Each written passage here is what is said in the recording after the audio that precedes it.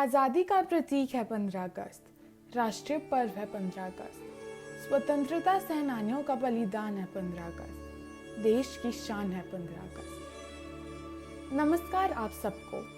आज independence day के महोत्सव पे हम एनएसएस वॉलंटियर्स लाए हैं आपके लिए एक नया स्पेशल एपिसोड, जिसमें हम भारत के स्वतंत्रता दिवस के बारे में बात करेंगे।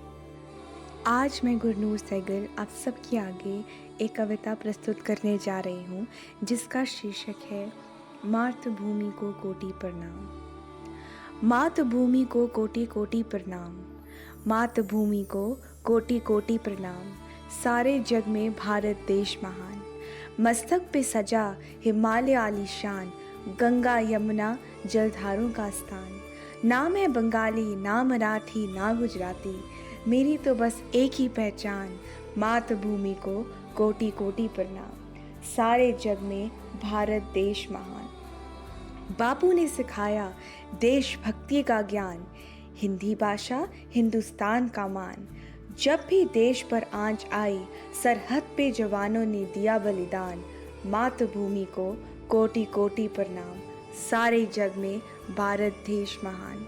दुनिया में ऊंचा रहे भारत का नाम, दुनिया में ऊंचा रहे भारत का नाम। जान जाए पर बनी रहे तिरंगे की आन, जान जाए पर बनी रहे तिरंगे की आन। मातृभूमि को कोटि कोटि प्रणाम, मातृभूमि को कोटि कोटि प्रणाम। धन्यवाद। 15 अगस्त को तो हम सब झंडे लहराते हैं, लेकिन क्या हम उन हजारों लोगों की कुर्बानियों के बारे में जानते हैं जिनके कारण आज हमारा देश स्वतंत्र है? आइए अपने देश के इतिहास को जानते हैं। प्राचीन समय से ही विदेशी हमलावर हमेशा भारत आने को उत्सुक रहे हैं, फिर चाहे वह आर्य, फारसी, ईरानी, मुगल, चंगेज खान, मंगोलियाई या सिकंदर ही क्यों न हो। अपनी समृद्धि और खुशहाली के कारण भारत हमेशा से आक्रमणकारियों और शासकों की रुचि का कारण रहा है। भारत की आज़ादी का इतिहास 1757 में प्लासी के युद्ध के बाद ब्रिटिश भारत में राजनीतिक सत्ता जीत गए, और यह वही समय था जब नाराज और असंतुष्ट स्थानीय शासकों, किसानों और बेरोजगार सैनिकों ने विरोध कर दिया, जिसे आमतौर पर 1857 का विद्रोह कहा जाता है। भारत राष्ट्रीय कांग्रेस अस्तित्व में आई। 1876 में सुरेंद्रनाथ बैनर्जी ने भारतीय राष्ट्रीय कांग्रेस की स्थापना की। इसका मुख्य लक्ष्य एजुकेटेड मिडिल क्लास सिटीजन्स के विचारों को आगे रखना था। 1906 में कलकत्ता में कांग्रेस के अधिवेशन में स्वराज की प्राप्ति की घोषणा की गई और इस तरह स्वदेशी आंदोलन शुरू हुआ। 1911 में पश्चिम बंगाल का विभाजन हुआ और देश का कैपिटल कलकत्ता से बदलकर दिल्ली कर दिया गया।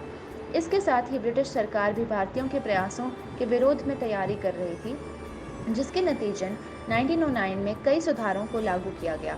इन्हें मार्लिमेंटो सुधारों के तौर पर जाना जाता है, जिनका लक्ष्य विकास करने की जगह हिंदू और मुस्लिमों में मतभेद पैदा करना था।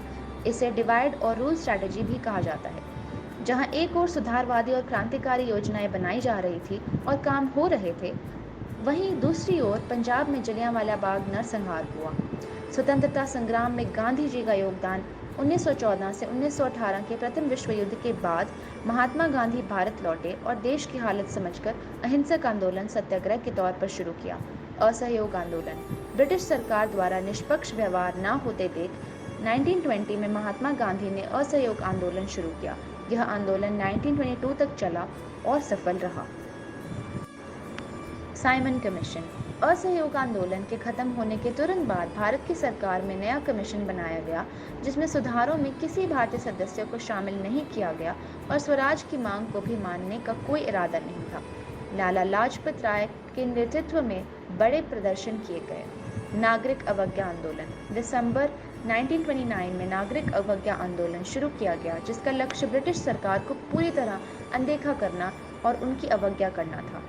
इस आंदोलन के दौरान भगत सिंह, सुखदेव और राजगुरु को गिरफ्तार कर फांसी दी गई। भारत छोड़ो आंदोलन। अगस्त 1942 में गांधी जी ने इस आंदोलन को शुरू किया। इसका लक्ष्य ब्रिटिश शासन की पूरी तरह आज़ादी हासिल करना था और यह करो या मरो की स्थिति के रूप में सामने आया। तोड़फोड़ और हिंसक घटनाओं की कई वारदातें सामने आई। अंत में सुभाष चंद्र बोस ब्रिटिश हिरासत से भाग गए और इंडियन नेशनल आर्मी का गठन किया। अगस्त 1947 में भारत को शासकों, क्रांतिकारियों और उस समय के नागरिकों की कड़ी मेहनत, त्याग और निस्वार्थता से स्वतंत्रता हासिल हुई। धन्यवाद। आज आज़ादी के 75वें साल पर हमारा देश अमृत महोत्सव मना रहा है और इस साल का संकल्प है राष्ट्र प्रथम सदैव प्रथम, मतलब पहले और हमेशा देश के लिए जीना, यानी मानवता के लिए, क्योंकि इंसान देश को संबोधित करता है। आप देश में नहीं, आप खुद देश हो। हमारे देश के महान सपूतों ने बलिदान के वक्त यह भारत देश भारत माता को हमें सौंपा है। ये हमारा फ़र्ज़ है, हमारी जिम्मेदारी है, हमारा कर्तव्य है कि सांस होने तक राष्ट्र प्रथम सदैव प्रथम का धागा हम अपनी कलाई पर बांधे रखेंगे। हर घर तिरंगा, ये 3 शब्द आजकल हमें बहुत सुनते हैं, चाहे न्यूज़ में, स्कूल में या टीवी पे। क्या है ये हर घर तिरंगा? भारत आज़ादी की 75वीं सालगिरह का जश्न मना रहा है। इस जश्न को आज़ादी का अमृत महोत्सव नाम दिया गया है। इस मौके पर भारत सरकार ने हर घर तिरंगा अभियान की शुरुआत का ऐलान किया है। इस अभियान के तहत 13 से 15 अगस्त के बीच प्रधानमंत्री नरेंद्र मोदी ने हर घर पे तिरंगा फहराने का आग्रह किया है।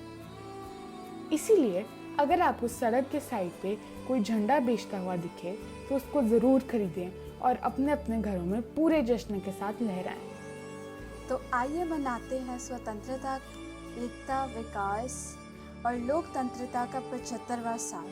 आप सभी को स्वतंत्रता दिवस की बहुत बहुत शुभकामनाएं।